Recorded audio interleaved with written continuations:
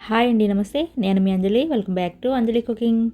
ఇవాల్టి వీడియోలో మరమరాలతో అప్పటికప్పుడు కొత్తగా టేస్టీగా బ్రేక్ఫాస్ట్ ఎలా చేసుకోవచ్చో చూపిస్తున్నాను. ఎలాంటి పప్పులు నానపెట్టాల్సిన పని లేకుండా అప్పటికప్పుడు ఈ టిఫిన్ చేసుకోండి. మీ ఇంట్లో వాళ్ళందరికీ కూడా నచ్చుతుంది. ఎప్పుడూ చేసుకునే ఇడ్లీ దోశలకి బదులుగా ఈసారి ఇలా కొత్తగా బ్రేక్ఫాస్ట్ ట్రై చేయండి. వారానికి 4 సార్లు చేసినా కూడా వద్దు అనకుండా తింటారనమాట. లేట్ చేయకుండా టేస్టీగా బ్రేక్ఫాస్ట్ ఎలా చేసుకోవచ్చో చూసేయండి. ముందుగా ఒక గిన్నెను తీసుకొని అందులోకి 2 కప్పుల దాకా మరమరాలు తీసుకోవాలి.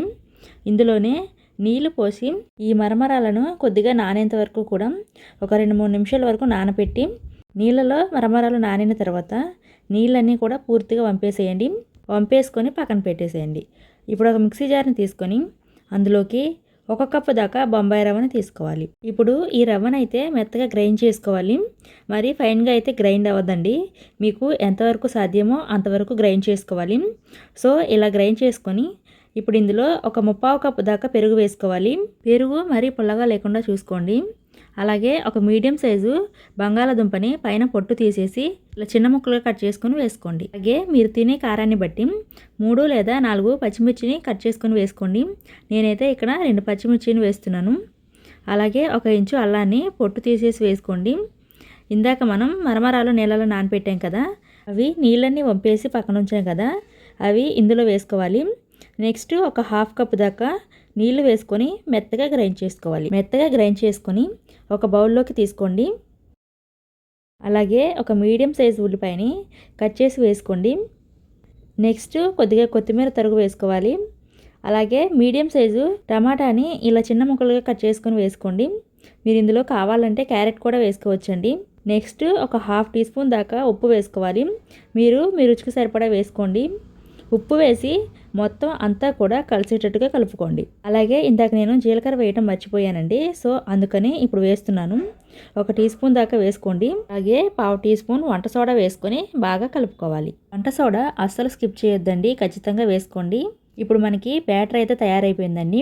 దీన్ని పక్కన ఉంచి నెక్స్ట్ స్టవ్ ఆన్ చేసి స్టవ్ని సిమ్లో పెట్టండి. అలాగే మనం తాలింపు కోసం యూస్ చేస్తాం కదా, ఆ ప్యాన్ని స్టవ్ మీద పెట్టి అందులో కొద్దిగా ఆయిల్ వేసి కొన్ని ఆవాలు, కొన్ని తెల్ల నువ్వులు వేసుకొని మనం తయారు చేసిన బ్యాటర్ నుండి గుంట గరిటెతో ఒక గరిటె పిండి వేసుకోండి.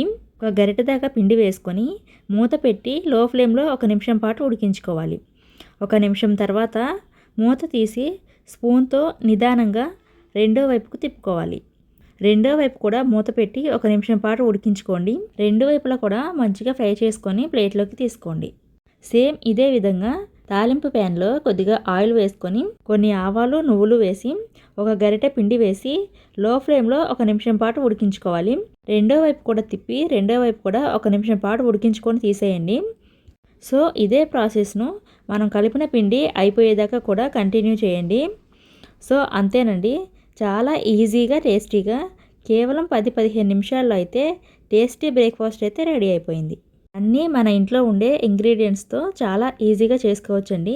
అండ్ ప్రాసెస్ కూడా సింపుల్గా ఉంటుంది. అండ్ మీరు కూడా తప్పకుండా ట్రై చేయండి. అలాగే ఈ టిఫిన్కి బెస్ట్ కాంబినేషన్గా టమాటా చట్నీ అయితే బాగుంటుందండి. టమాటా చట్నీతో తింటే చాలా బాగుంటుంది.